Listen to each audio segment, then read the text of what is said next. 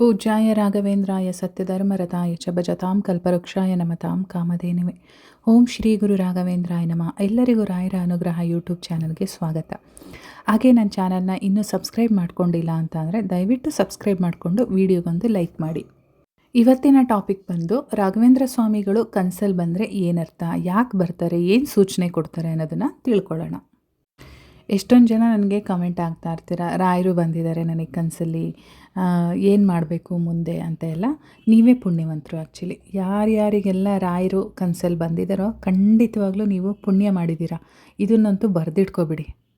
ರಾಯರು ಯಾವಾಗ ಕನಸಲ್ಲಿ ಬರ್ತಾರೆ ಅಂದರೆ, ಒಂದು ನಾವು ತುಂಬ ದುಃಖದಲ್ಲಿದ್ದಾಗ ಬರ್ತಾರೆ, ಅಥವಾ ನಾವು ಅವ್ರ ಸೇವೆ ಮಾಡ್ತಾಯಿದ್ದೀವಿ, ಅಥವಾ ನಾವು ಅವರ ವ್ರತಗಳನ್ನ ಮಾಡ್ತಾಯಿದ್ದೀವಿ ಅಂತ ಅಂದಾಗ ಕನಸಲ್ಲಿ ಬರ್ತಾರೆ.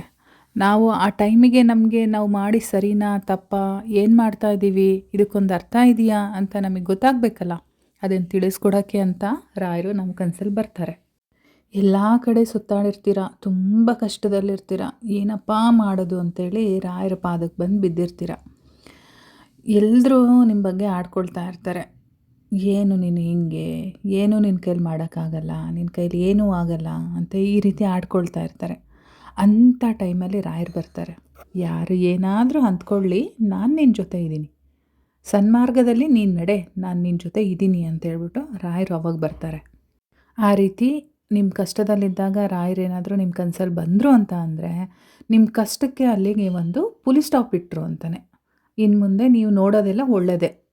ಇನ್ನು ರಾಯರ ಸೇವೆ ಮಾಡ್ತಾ ಇರ್ತೀರ ಮಠಕ್ಕೆ ಹೋಗಿ, ಅಥವಾ ಮನೇಲಿ ಇದ್ಕೊಂಡು ವ್ರತಗಳನ್ನ ಮಾಡ್ತಾ ಇರ್ತೀರ. ಇಂಥ ಟೈಮಲ್ಲಿ ನಿಮಗೆ ವ್ರತ ಮುಗಿಯೋ ಅಷ್ಟರಲ್ಲಿ ಬಂದು ನಿಮಗೆ ರಾಯರು ಸೂಚನೆನ ಕೊಡ್ತಾರೆ, ಅಥವಾ ಮುಗ್ದಾದ ಮೇಲೆ ಬಂದು ಸೂಚನೆನ ಕೊಡ್ತಾರೆ. ಏನು ಅಂತ ಅಂದರೆ, ನೀನು ಮಾಡಿರ್ತಕ್ಕಂಥ ಸೇವೆ ಆಗಿರ್ಬೋದು, ವ್ರತ ಆಗಿರ್ಬೋದು, ನನಗೆ ತಲುಪಿದೆ, ನನ್ನನ್ನು ಮುಟ್ಟಿದೆ ಅದು.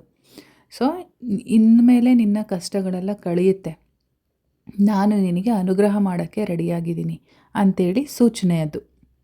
ನಾನೀಗಾಗಲೇ ರಾಯರ ಅನುಗ್ರಹ ಆಗಿದ್ದರೆ ಏನೆಲ್ಲ ಸೂಚನೆಗಳು ಸಿಗುತ್ತೆ ಅನ್ನೋ ವಿಡಿಯೋದಲ್ಲಿ ಹೇಳಿದ್ದೆ. ರಾಯರ ಕನಸಲ್ಲಿ ಬಂದರೂ ಕೂಡ ಅದು ಒಂದು ಸೂಚನೆ ಅಂತ. ಅದನ್ನು ಸ್ವಲ್ಪ ಇವತ್ತು ಎಲಾಬ್ರೇಟಾಗಿ ಹೇಳ್ತಾ ಇದ್ದೀನಿ ಅಷ್ಟೇ.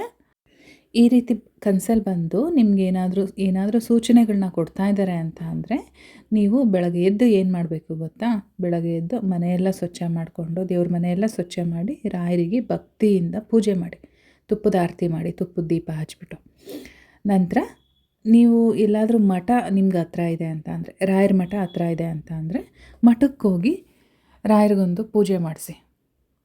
ನನ್ನಪ್ಪ, ನೀವು ನನ್ನ ಕನಸಲ್ಲಿ ಬಂದಿದ್ರಿ, ನನಗೆ ಇನ್ನು ಅನುಗ್ರಹ ನೀವು ಮಾಡೇ ಮಾಡ್ತೀರಾ.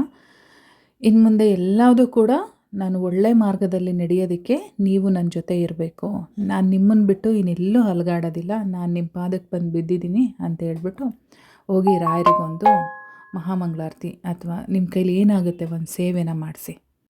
ಅಲ್ಲಿ ಮಂತ್ರಾಕ್ಷತೆನ ಕೊಡ್ತಾರಲ್ವ, ಅದನ್ನು ಸ್ವಲ್ಪ ತೊಗೊಂಡು ಸೇವಿಸಿ ಇನ್ನೊಂದು ಸ್ವಲ್ಪನ ನಿಮ್ಮ ದೇವ್ರ ಮನೇಲಿ ಇಟ್ಕೊಳ್ಳಿ. ನಾನ್ ವೆಜ್ ಏನಾದರೂ ತಿಂದಿದ್ರೆ ಅದನ್ನು ಮುಟ್ಟಕ್ಕೆ ಹೋಗಬೇಡಿ. ಯಾವತ್ತೂ ನೀವು ನಾನ್ ವೆಜ್ ತಿಂದಿರಲ್ಲ ಅಂಥ ದಿನ ಹೊರಗಡೆ ಹೋಗಬೇಕಾದ್ರೆ ಒಂದು 4 ಕಾಳನ್ನು ತೊಗೊಂಡು ತಲೆ ಮೇಲೆ ಹಾಕ್ಕೊಂಡು ಹೋಗಿ. ಆ ರೀತಿ ಮಾಡೋದ್ರಿಂದ ನೀವು ಯಾವ ಕೆಲಸದ ಮೇಲೆ, ಯಾವ ಕಾರ್ಯದ ಮೇಲೆ ಹೋಗ್ತಾ ಇದ್ದೀರೋ ಆ ಕಾರ್ಯ ಸಿದ್ಧಿಸುತ್ತೆ. ರಾಯರು ಈ ಕಾಲದ ಕಾಮಧೇನು ಕಲ್ಪವೃಕ್ಷ, ಎಲ್ಲರಿಗೂ ಗೊತ್ತು. ನಾವು ಭಕ್ತಿಯಿಂದ ಬೇಡಿದ್ದಲ್ಲಿ ರಾಯರು ಇಲ್ಲ ಅಂತ ಹೇಳೋದೇ ಇಲ್ಲ. ಅವ್ರಿಗೇನಿದ್ರು ಕೊಡೋದು ಗೊತ್ತೋ ಹೊರತು ಕಿತ್ಕೊಳೋದು ಗೊತ್ತಿಲ್ಲ.